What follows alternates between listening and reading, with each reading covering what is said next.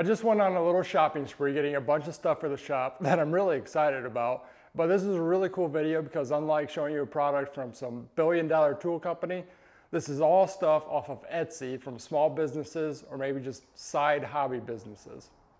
I know I'm probably way behind the times when it comes to this 3D printed stuff, but I figured we might as well start with what got me on Etsy in the first place. And that's looking for a fitting to go from my dust extractor to this Craig pocket hole jig. I use this extractor for everything. It hooks to my track saws, routers, sanders, job site miter saw. Basically, the only thing that it doesn't connect to is this pocket hole jig. This is from a company called Tool Curve. And just being the first one I pull out of the box, I don't really know what I was expecting, but this is really, really nice.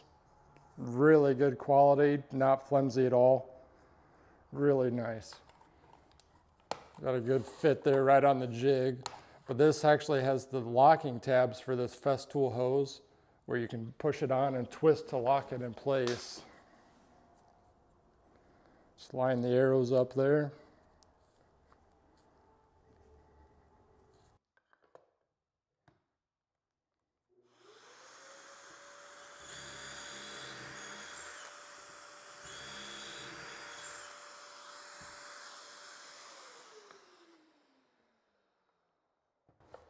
Works great, great fit. That is really awesome. So this definitely solves the problem I had, but just in general, if you're looking for a special dust collection fitting, odds are check Etsy. I'm pretty sure someone's going to be 3D printing it.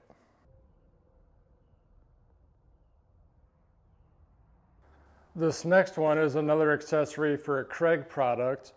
This is from RAB Tools or RAB Tools.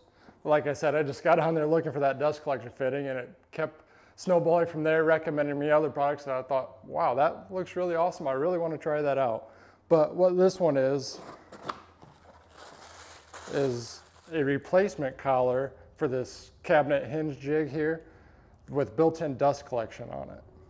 I like to use really a lot of these Craig cabinet products, mainly because they're just affordable and they work. So when you guys are watching my videos, I'm not always using crazy expensive stuff. It's stuff that anyone can go and buy at their local store and it just works good.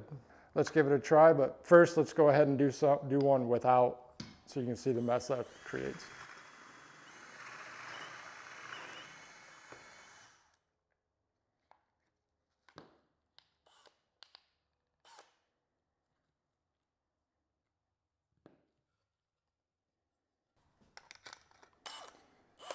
Okay, I've got the drill bit switched over to the new collar.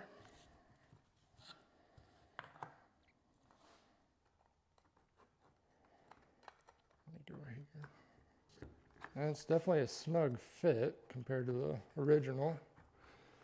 Goes in there. It's got the tabs so it knows where to stop. And my hose fits perfect.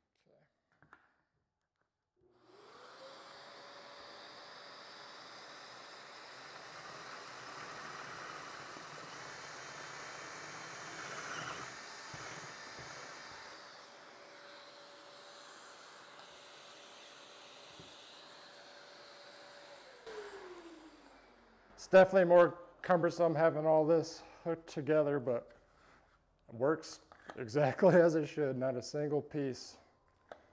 That's really awesome. And as you can see, it is a pretty snug fit getting it on the jig, but that might loosen up over time, but I guess I'd rather it be snug than loose. And like I said, I'm not experienced with 3D printing stuff at all, but I kind of just imagined this stuff would be kind of flimsy, but honestly, it seems just as durable as the original Craig one. And I've had this for a very long time with no issues, so I don't see any issues with this one either. This is awesome.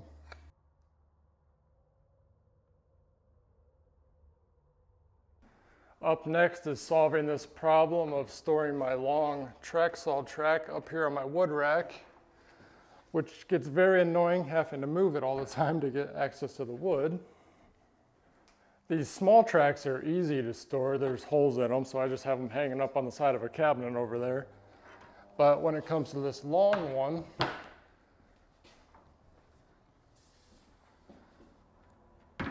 Yeah, my ceilings aren't that tall, so storing vertically is not an option.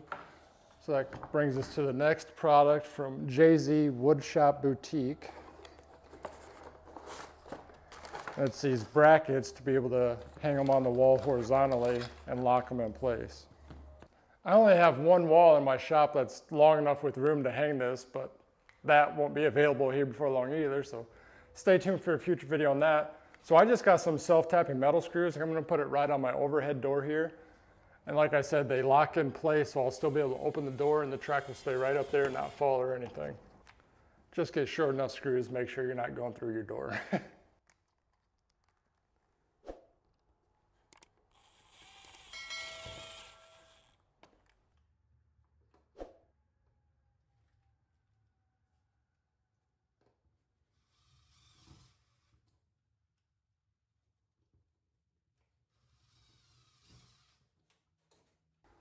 All right, let's try them out. Just plops right down in there. Turn the knobs, lock them in place. Like I said, still be able to open the door, which I rarely do anyway, but and it still stays in place pretty good even with them unlocked, so it's not going to fall on you when you're trying to get them out. Now, even without a 3D printer, unlike all these other items, this is something that I could have pretty easily made out of wood or something, but they're black and red, looks pretty sweet, and I like supporting these other small businesses. You guys support me by watching and commenting and liking the videos and buying my plans, so it's always nice to support these small businesses. Moving right along with this next one from Lionwood Designs. As I'm standing next to this Ridgid spindle sander, if you have this, I'm sure you know the frustration I'm about to solve. With these knobs here on top, just as you use the sander, the knobs just get tighter and tighter, and it's impossible to get them off by hand. Mine is all chewed up by having to use pliers. I wish I would have got this a long time ago. It's just a wrench, 3D printed perfectly to fit these knobs. And that is ridiculous how easy that is compared to trying to do it by hand or continuously chewing up the knobs with pliers. That's awesome. Fits perfect. Makes it so much easier.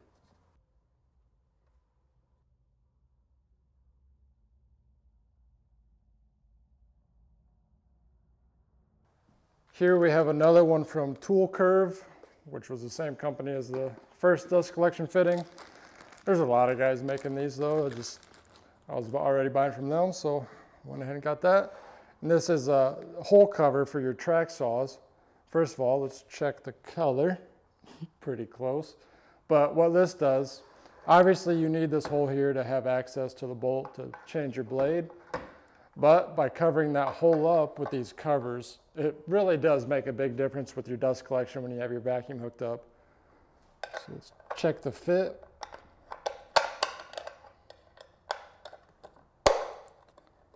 Perfect. And again, this is one of those things. I get to check out some new tools sometimes from companies, but I wish I could check them out before they release them. Be like, yo, just include this with your saw. I'm sure this would cost next to nothing for these big tool companies to just include without even increasing the price. But it's just a simple thing. But again, it's a solution that guys like us come up with, or we're able to make a few dollars, so can't beat that. This next one is not a 3D printed item, but looks like it was designed and cut on a laser from Alpine Trails Studio. Here you go. These are tools that I have made for my own shop that I am just beginning to share with others. I am also able to customize sizes and shapes for many of the templates and jigs that I offer. So what this is an extra large faceplate for my router. They had a bunch of different sizes and options for different routers, but I went with the one for this Milwaukee router. You just take off this small factory base plate, and this gives you a lot more support here for all sorts of different tasks, cutting pockets or mortises or anything where you don't want the router to fall down in it. This offers a lot more support. Looks like the holes line up perfect on here. And I ordered one that fits right on the router, and also for the plunge base for this router. Holes line up perfect on that.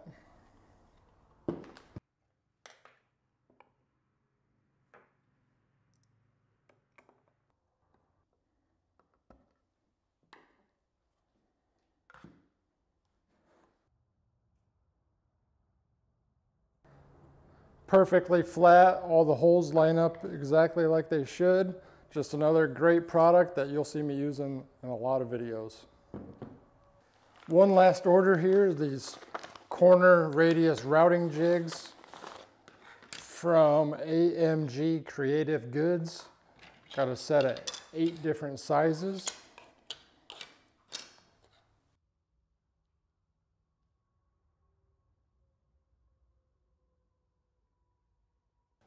So in the past, to put a radius on a board, I'll just grab a random can or roll of tape or something and just trace it on there. Then you're just using your fingers trying to line it up on the side. What size is that?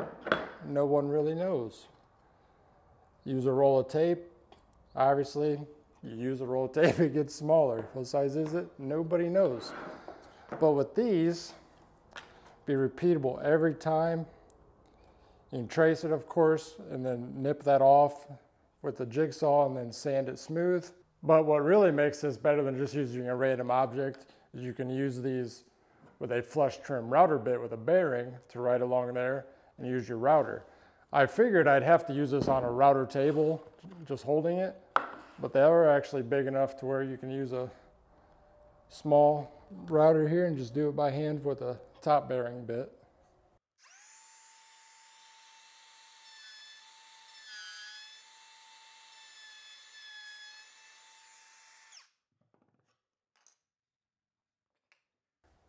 I ordered all this stuff sometime last week, but this was pretty timely. Just yesterday, this video popped up on my Instagram from Woodpeckers, showing basically their similar jigs.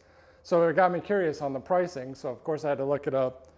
Obviously, we're not comparing apples to apples here. Those are precision milled aluminum, they're bigger, and there's a whole lot more sizes that they have. There's like 20, 22 sizes, I think, and I have 8 here, but their whole set is $430.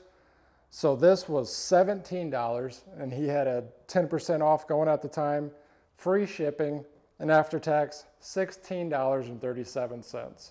And we have a pretty big range of sizes here, so I think I'm gonna be able to get by just fine for a fraction of the price.